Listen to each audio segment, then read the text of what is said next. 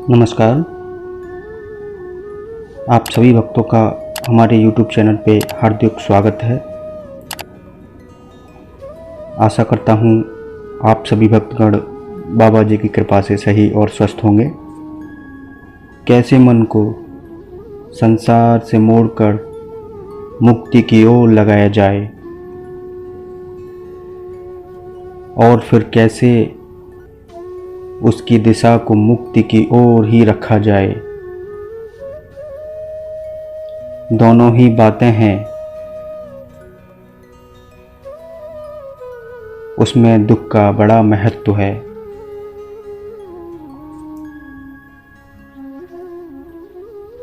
शुरुआत तो दुख से ही होती है। शरीर का संसार से लिप्त रहना, संसार की ही ओर भागते रहना, संसार से ही पहचान बनाए रखना, ये तो तय है, ये पूर्व नियोजित है। बच्चा पैदा होता है, उसे क्या पता मुक्ति इत्यादि।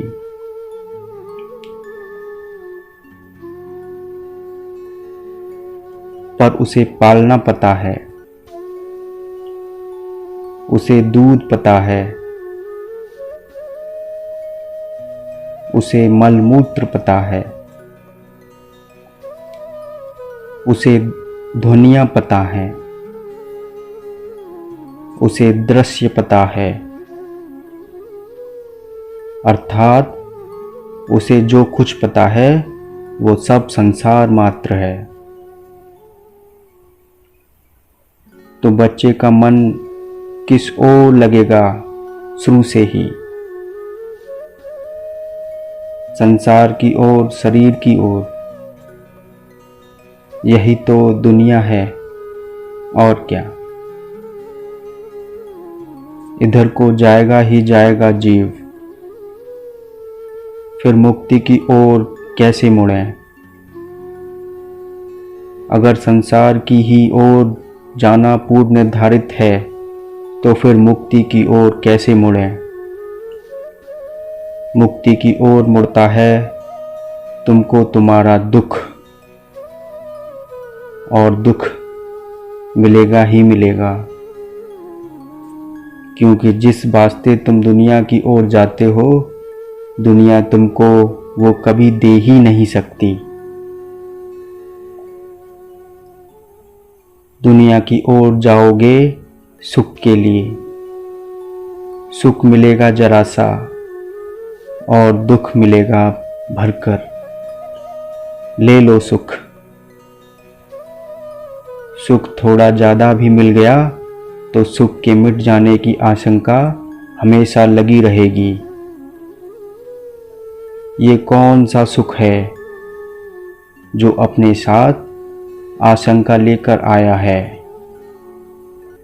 ये कौन सा सुख है जो अपने साथ इतनी सुरक्षा मांगता है कि सुख तभी तक रहेगा जब तक तुम सुख की देखभाल करो, सुरक्षा करो, और जिस दिन तुमने सुख की देखभाल नहीं की, तुम पाओगे कि सुख चला गया।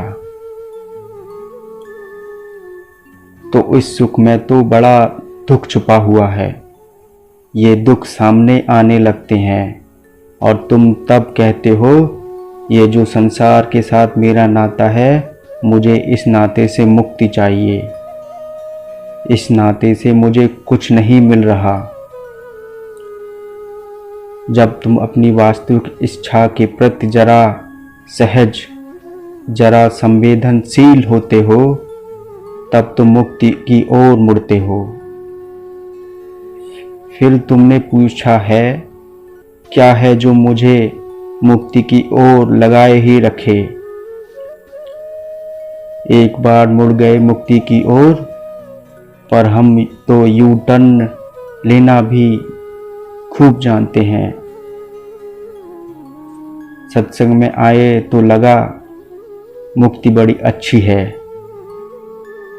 जीवन में दुख आया तो लगा मुक्ति होनी चाहिए। लेकिन दुख के साथ थोड़ा सुख भी आ गया तो मुक्ति इत्यादि भूल गए। तो तुम पूछ रहे हो मुक्ति की चेष्टा सतह कैसी रहे? वो सतह ऐसी रहेगी कि तुम भूलते रहो। जितनी बार तुमने मुक्ति को भूला उतनी बार जीवन का थप्पड़ पड़ा। पलट पलट कर दुख आते किस लिए हैं? दुख आते ही इसलिए हैं ताकि तुमको याद दिला दें कि जिसकी याद रखना था उसको भूल गए, जिसको भुला देना था उसको सिर पर बिठाए हुए हो। दुख से बड़ा मित्र तुम्हारा कोई नहीं। भला हो कि तुम में दुख के लिए प्रति संवेदनशीलता बढ़े।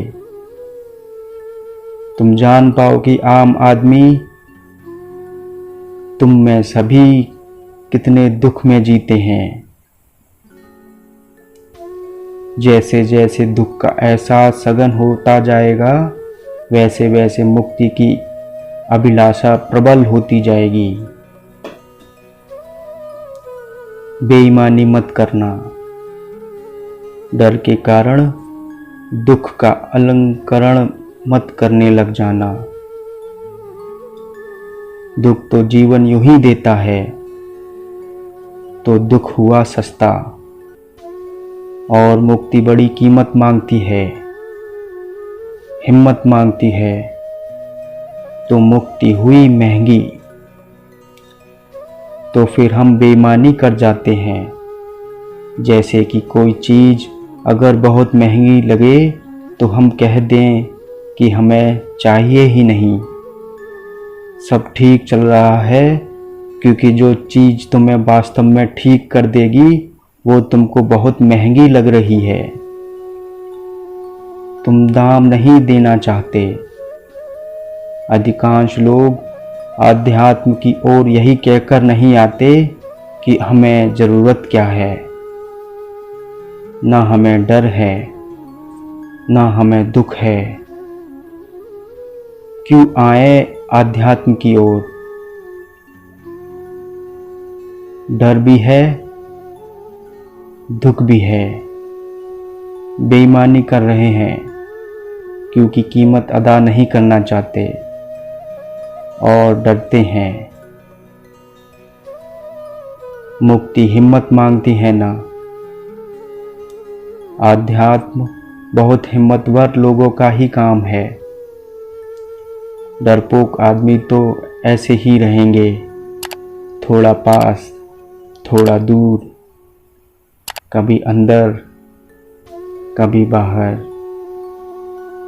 जय करौली सरकार।